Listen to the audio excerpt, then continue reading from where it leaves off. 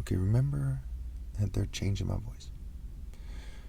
Point number 2 is that the martyr is superior to the person trying to be financially stable. Right? The Bible says you can't serve God and money. And again, my core arguments are not that the Bible is true or not. My core argument is that the logic that the Bible uses at times proves my point here. The logic is universal. For example, people martyr themselves for things other than Christianity, right? People consider themselves to be martyrs for Islam. Maybe they're a terrorist, maybe they're not. This is a story for another day. People consider themselves to be martyrs for all kinds of things. There's one LGBT person lit himself on fire to protest climate change, I believe.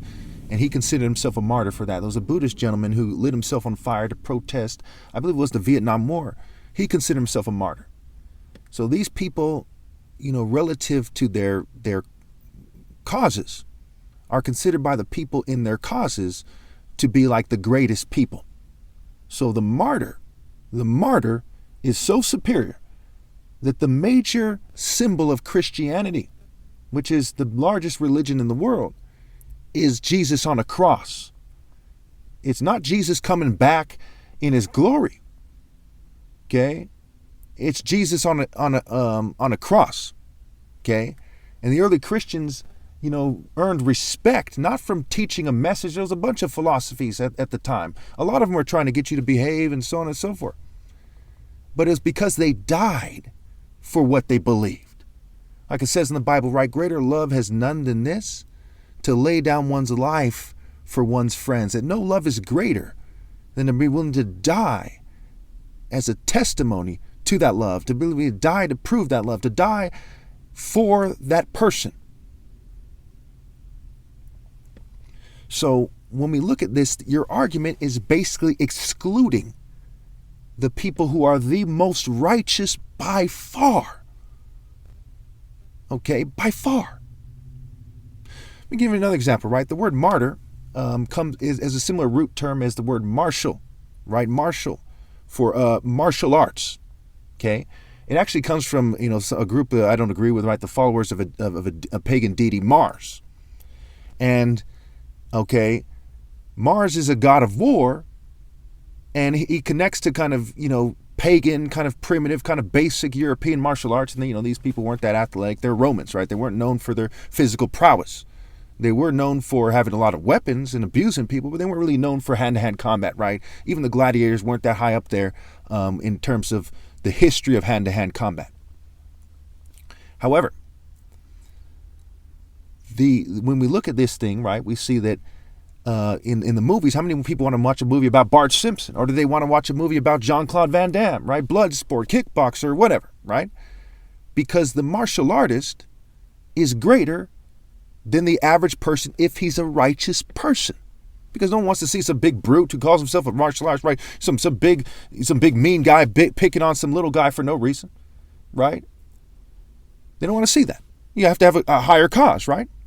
So the moral martyr is the ideal date, especially if he's a martial artist like me, who no one can beat at sparring, which has implications on actual combat with no rules, hand-to-hand combat, right? And combat with weapons, right? To spear something in spirit. So here you are, not only doing things in a way that rules out the most deserving dates, okay, but you also rule out the most deserving type of person in history. They're not going to be a house black. They're going to be a field black. They're not going to be an average person. They're going to be a martial artist, right? They're not going to be an average person trying to find their lives in this world. They're going to be a moral martyr. It was so obvious to the Christian that he put it in his book, 1 John 2:15. He said, do not love the world or anything in the world. Whoever loves the world, love for the Father is not in him. Okay? And Christ said, whoever finds his life will lose it. Again, I'm not trying to make you a Christian here. But do you disagree that the person who finds their life shrinking to fit into the world is inferior to the person who chose to die for what is precisely right? That is in 1 John 2:15. It's in the New Testament. Okay? Muslims agree with it as well. So not only am I right, and quite often keep in mind, quite often lots of people, you get a bunch of people agreeing on something doesn't mean they're right, right? But here in this instance, not only that I'm clearly right, but the masses of people, by them professing to have a faith in either Christianity or Islam, or really Judaism for that matter, because there's Samson, this is a story for another day, agree that I'm right by their stated argument of what their philosophy and or religion are. You see what I'm saying? So then what you're doing is you're saying that magically I'm not right. That's what you're saying. And magically that they're all wrong. And you're kind of doing it in a sneaky way. You're avoiding kind of coming into the light and debating somebody on this, right? You're kind of doing it in the comments. This is what people like you kind of do. Now, I'm not saying you're afraid to debate it or not, but people like you tend to kind of avoid the wisest and the best people like me, okay? And they tend to kind of make arguments where no one's looking and try to convert people to, being a worldly person. And quite often they work for the state or the military, as part of a propaganda campaign, okay? And it's very sneaky. And the word sneak is like the word snake for a reason, right? It's an anagram, right? And that's a story for another day. Okay. Again, I'm not trying to insult you here. I'm trying to show you that not only am I right, but there's an overwhelming amount of evidence that I'm right, and that nobody has ever been able to successfully argue that I'm not. Because the overwhelming logical conclusion, the overwhelming logical assumption, logical conclusion is that the moral martyr, who quite often is broke, right? Jesus wasn't rich. Gandhi in popular culture at least wasn't rich, okay? The person who's a moral martyr, whether Jesus was right in the story or Gandhi was right. I personally know that Jesus was right if you apply the story to real life, okay? Because I believe it's a story with a moral, and those things didn't actually literally happen.